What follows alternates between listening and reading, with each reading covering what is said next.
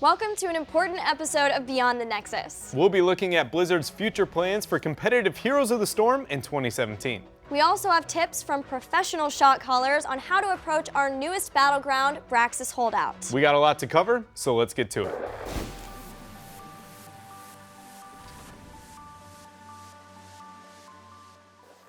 This week in Heroes, Blizzard has given us a sneak peek into its plans for competitive Heroes of the Storm in 2017. We have Sam Braithwaite here from Blizzard to talk a little bit more about those plans. Sam, thanks so much for coming on the show. Yeah, thank you for having me. So, in case some people in the community may not know who you are yet, why don't you tell us a little about what you do for Blizzard and Heroes? Yeah, so my name is Sam Braithwaite, and I'm the product manager for Heroes of the Storm Esports. And my job is creating the vision and doing the execution for everything Heroes Esports.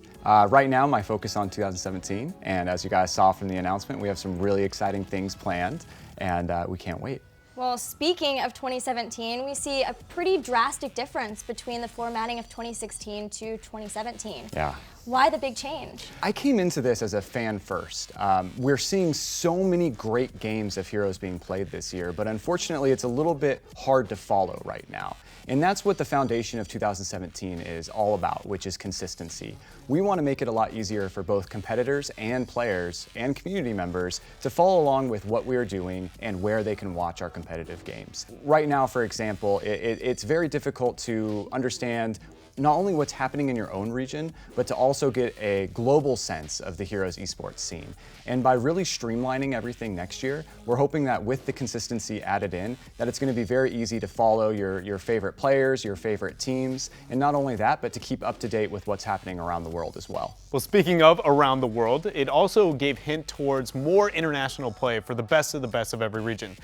Can you give us some insight on what that looks like? We're seeing right now a really cool rivalry between E-Star and MVP Black. It's something that we were able to see because they faced off against each other so many times by having MVP Black actually come and participate in the Gold League.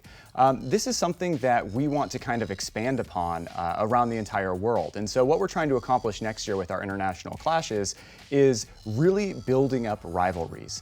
We want to not only create huge global rivalries, but also rivalries just within both parts of the world. So kind of how we're going to be approaching those clashes is that there's going to be a clash that involves North America, Europe, Latin America, and ANZ. And there's also going to be clashes that involve Korea, China, Taiwan, and Southeast Asia. This will give an opportunity to figure out who is the best in the West and who's the beast in the East. And so going into more of the global kind of tournaments, we're going to actually have more stories to tell and a little bit juicier drama, you know what I mean?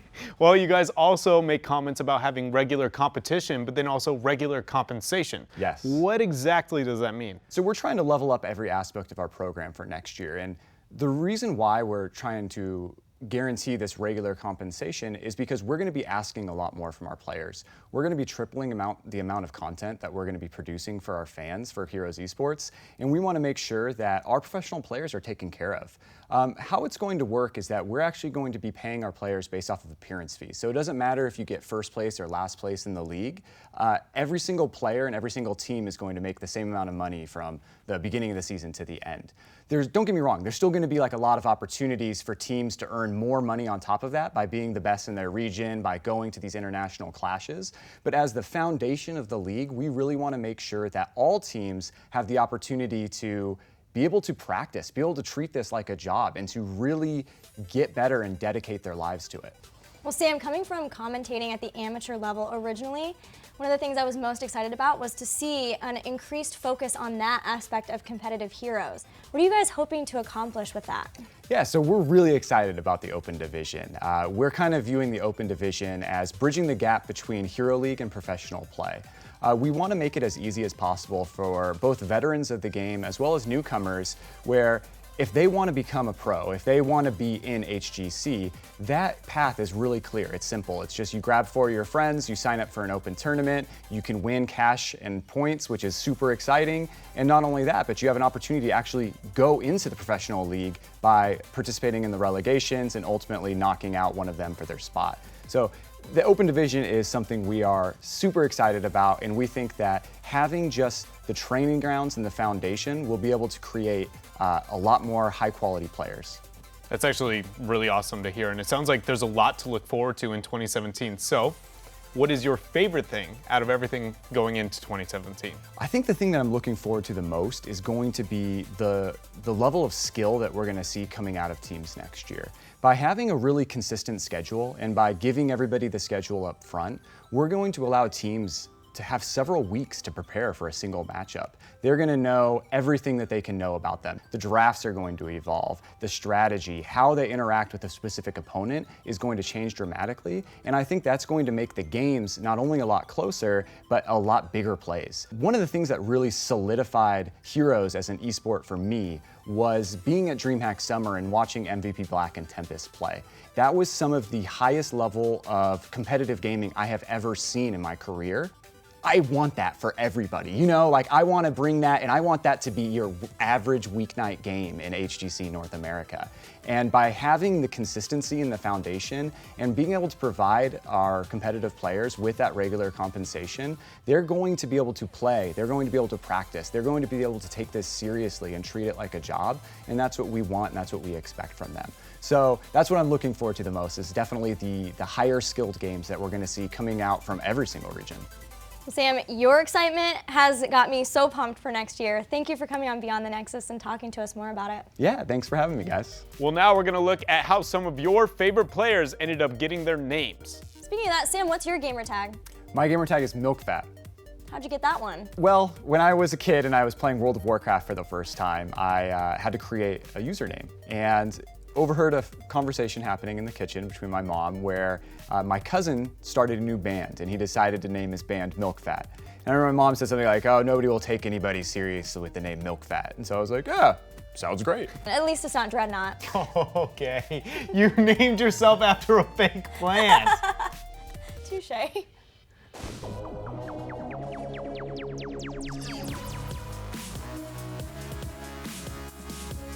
Is it weird to be called something that, you know, some people would see as negative because, you know, it's the whole, like, telling on people and stuff like that. I came up with it when I was 9 or 10.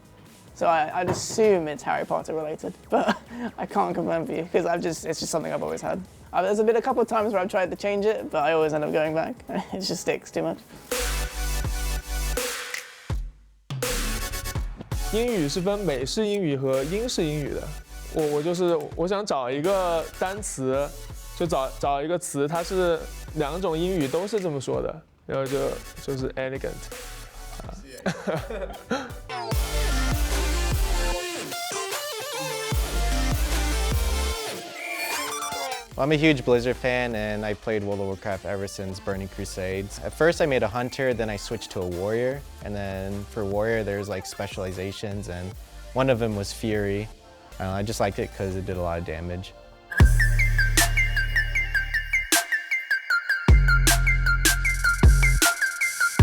그러니까 제가 홍코노라는 게 줄임말이거든요. 홍대코인 노래방 줄임말인데 제가 노래를 즐기고 또 그렇게 못하는 편도 아니어서 닉네임을 리그 오브 레전드 때 홍코노로 했다가 이제 히오스 넘어오면서 저라는 존재를 이제 아예 지우려고 다른 닉네임을 쓰다가 이거 홍코노 했을 때가 제일 잘할 것 같다 해서 닉네임을 바꾼 거고 지금 우승을 했거든요.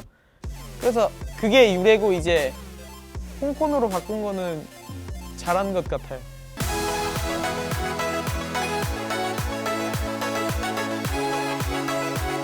It's BKB Grunjefek. One more time. BKB Grunjefek.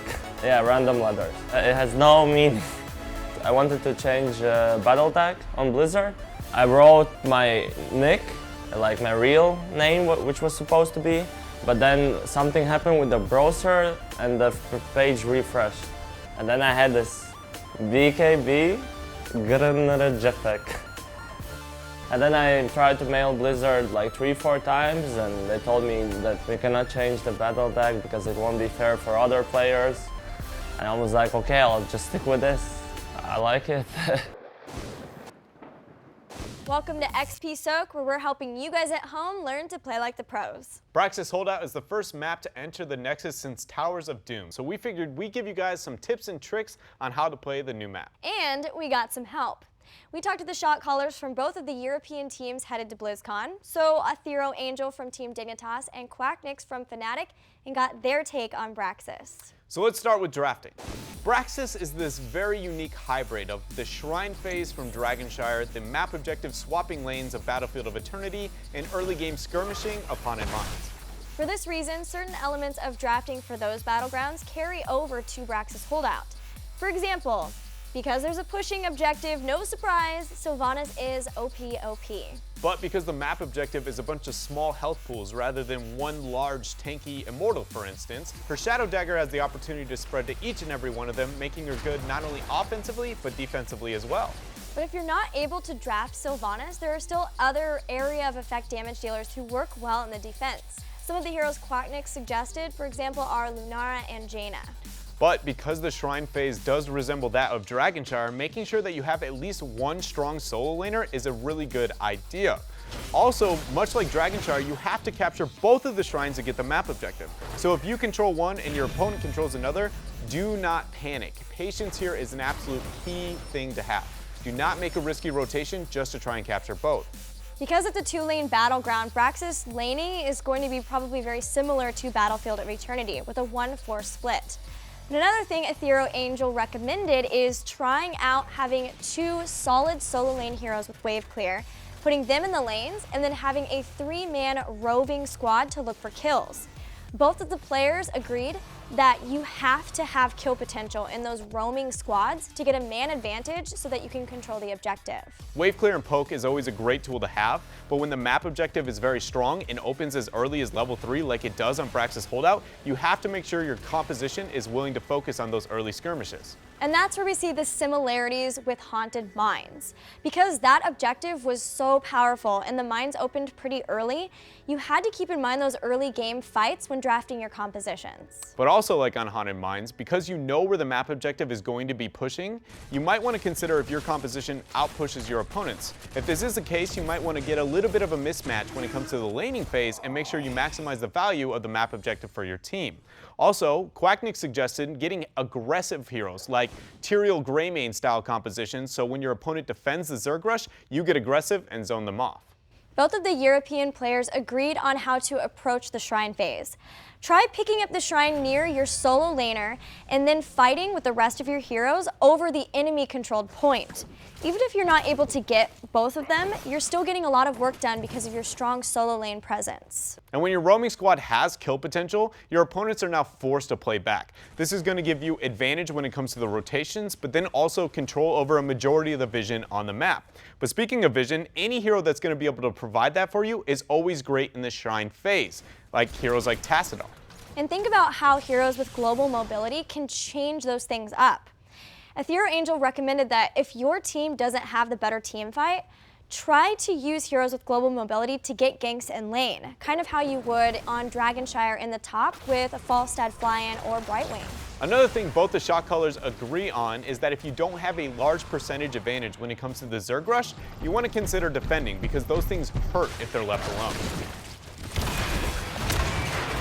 And finally, there are brand new mercenaries on Praxis Holdout and plays to be made with them. One thing to try, courtesy of Quacknix, is to use them like the Fallen Shaman on Battlefield of Eternity.